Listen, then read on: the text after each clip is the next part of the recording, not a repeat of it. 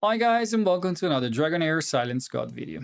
Guys, if your server like mine has already defeated the endgame boss, the Copper Dragon, the mighty enemy that we all waited for fight, and then died in 3 to 4 days, well, we are all left with a couple of weeks, or at least another week, where we don't really know what to do. And so, yes, there are the Fame under the Pillar of Trial to push if you want, and I've been pushing them to try to get as much resources as I can, but I find that sort of content quite repetitive and therefore boring. And so this morning I was trying to have some fun. And I thought that I have all of these resources like the bread, the energy, the potions to level champions. And all of that will go away as soon as we hit season 2 because our account will be mostly reset to 0. We're gonna get to keep the artifact, we're gonna get to keep the champion, we're gonna get to keep other resources, but not the energy and the material needed to build champions. And so I thought that this window here is for me the perfect time to build up champion I wanted to play, but because of utility and because I was so focused on the content to defeat, I didn't get to play with. And so this week Vortex actually offered me the perfect opportunity to build up one of the champion I wanted to build for the entire season, which is Shaltar. And why Shaltar? Because Shaltar does crazy derivative damage. And this week boss takes more derivative damage, 40% more precisely. And while I was building the team, I realized as well that the second line is perfect for this team because 50% of our healing get converted to shield as well. And when you're building a lightning and radiant team, well, you have the tank that does the most obnoxious heal ever in Garius. And so I put them together. I put together with Nathaniel. I've been trying Catherine. I've been trying other champions. But this is the comp I came up with. So let me jump in and I'll show you. So guys, this is the comp I came up with. Basically, as I said, put Garius over there.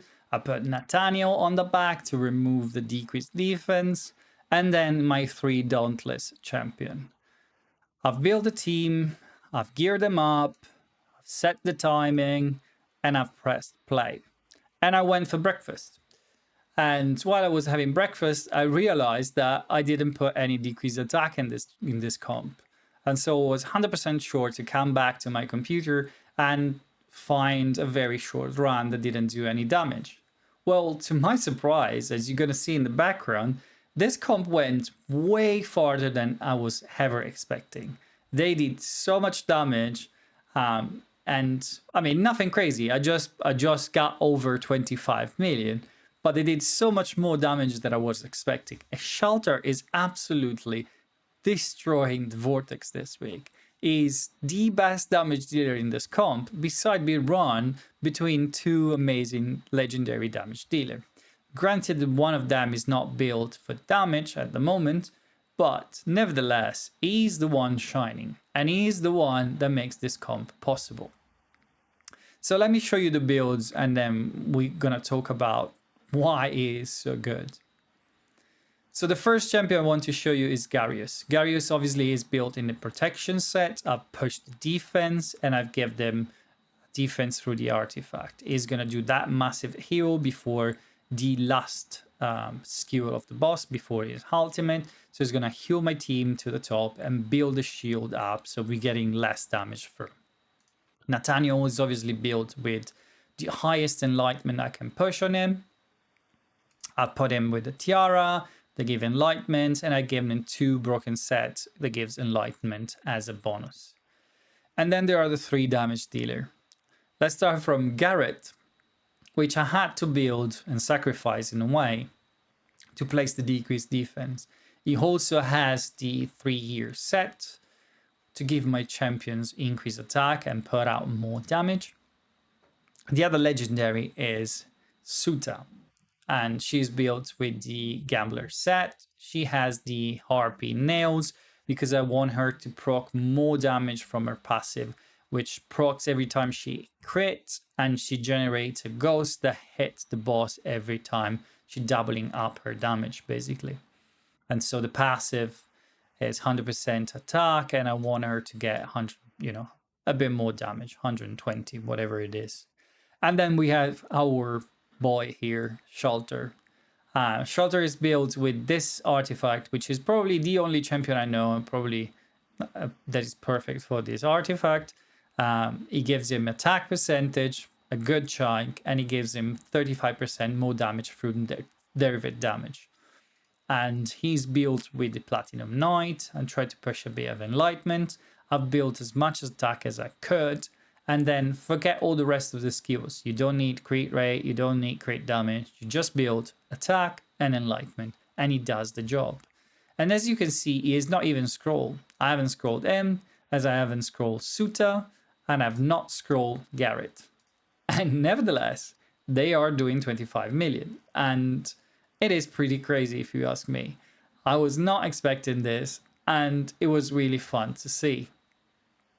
And so when I saw the run finished, I started thinking, well, where else can I use this team? Because, it's a fun team. It has a big damage output very quickly, but it's a very squishy team. And so are there in the game other places where I can run this team?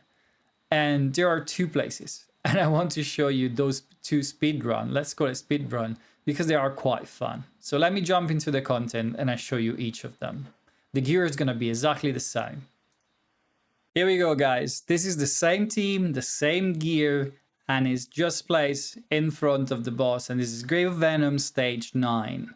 And as I said, same gear and everything. I'm just using a different aura. I'm using this attack speed aura from Suta to try to get my attack out more quickly. But let's have a look at the run. There's no decreased attack. We're just placing decreased defense and we let them go ham. So we're getting hit from the boss very soon. He's gonna get us very low in health. We heal him back. We're shielding ourselves. He's gonna attack. Then we're gonna place decreased defense over here. And then Shaltar is gonna place his passive. Suta is gonna absolutely decimate the health of the boss. He's gonna hit Garrett again. And look how quickly that bar gets chunked down through that passive. It is funny to watch. I've never seen it go down this quick before, and I had so much fun running this comp today. This running 37 seconds, but I got it down to 35. It's a bit of RNG, probably proccing those crits. But look how fun and fast this comp is. And obviously you can't run it probably early season unless you have the entire tree of affinity build up. And yeah, I would not suggest you build this, and I will not suggest you try to do it. But if you can run it and you can run it, why not using it? This is really, really fun and fast. And the other place you can use this is Heretical Ruins. Heretical Ruins is the other place where you can run this team. You have to sub up Nathaniel for Catherine because you need a little bit extra heal over here. Suta probably gonna die towards the end of the fight. But we're still getting through, and we're getting through in less than 1:30, which for this dungeon is pretty impressive for what I was used to run before. And as you can see, the team run pretty smoothly. They go through it. We're in danger most of the time. When we get hit, we're falling very low. We don't have much defense build. Garius and Catherine are gonna heal the team back. We're gonna cycle through it. And that Shaltar passive is going to melt the 2 eggs on the side very, very quickly. And so we're going to focus back on the main boss and we're going to kill it very, very, very quickly. So guys, I hope you had fun watching this team because it did way more than I was expecting. I've never thought that I could run a team without decreased attack on some of the content in this game that, I've been struggling to do while we were going through the season 1, building up our teams on the way here. And now that we have all the affinity, all the gear and everything, we can absolutely destroy this content. And it's funny to try new champions. So I hope you had fun as much as I did. And I'm not going to tell you to build this team, but have fun. Explore your champions, explore with the composition you have, Try something crazy if you have time and energy, because all of those resources are going to go very soon. And so have fun with the game, enjoy as much as you can. We're going to be back to the grind very soon. So guys, please like and subscribe if you're enjoying the content, and I see you soon with another video about Dragonheir Silence God.